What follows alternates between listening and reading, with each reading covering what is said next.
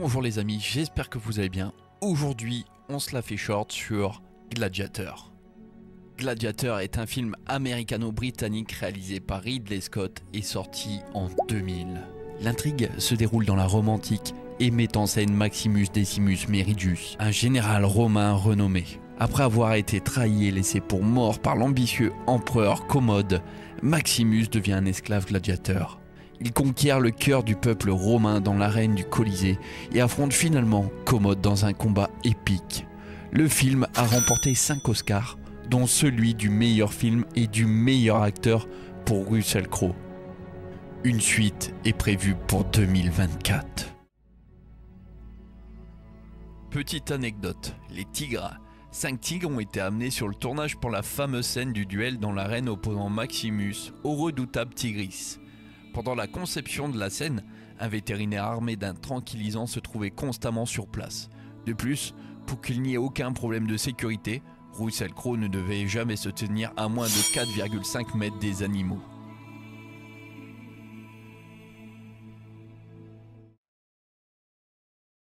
Prends ma main. Je ne l'offre qu'une fois. Nope. Pourquoi j'ai décidé de vous parler de ce film ? Déjà parce que c'est un film que je voulais revoir depuis longtemps. Et si vous avez des films à me conseiller du même genre, n'hésitez pas à me le dire dans les commentaires aussi. Je pourrais faire ce type d'exercice pour refaire une autre vidéo, ça me donnera des idées.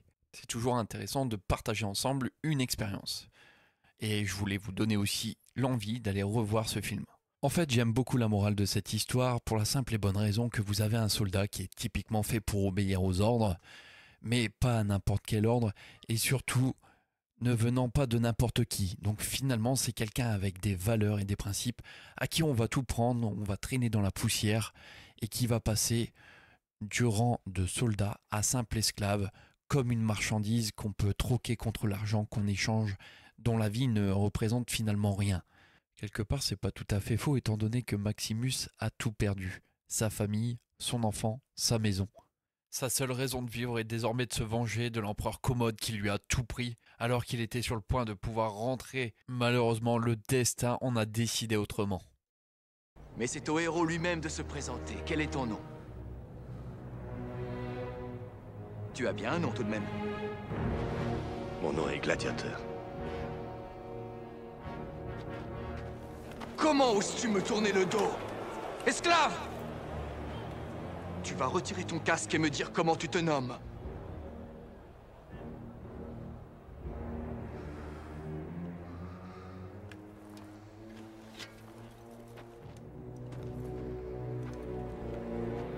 Mon nom est Maximus Decimus Meridius. Commandant en chef des armées du Nord.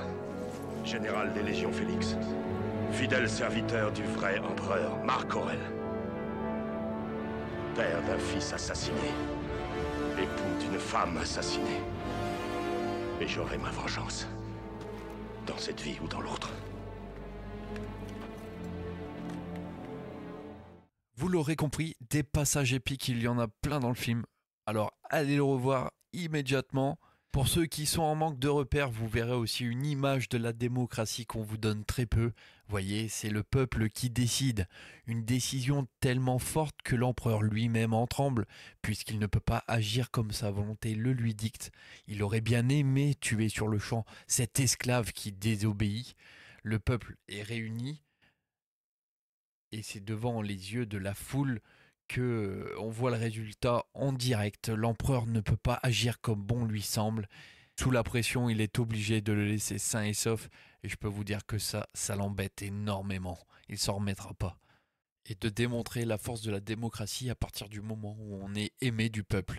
Chose que Commode lui enviera tout au long du film. Car lui, l'amour du peuple, il ne l'aura jamais, étant donné qu'il sait que personne ne l'aime et qu'il a obtenu le pouvoir par la triche. Comme le proverbe l'affirme souvent, bien mal acquis ne profite pas. Voilà, c'est la fin de cette vidéo, j'espère qu'elle vous aura plu. J'ai fait de mon mieux pour que ce soit attrayant pour vous. J'espère que j'aurai convaincu certains d'aller revoir le film. Il vaut vraiment le coup, enfin pour ma part je trouve. Maintenant, n'hésitez pas à dire ce que vous avez ressenti au visionnage, ce que je pourrais améliorer, si vous avez des conseils ou encore, je le répète, des films à me proposer. À très bientôt, bonne journée ou bonne semaine. Car tout le reste n'est que poussière. Murmure-leur que je ne vis que pour les retrouver. Car tout le reste n'est que poussière.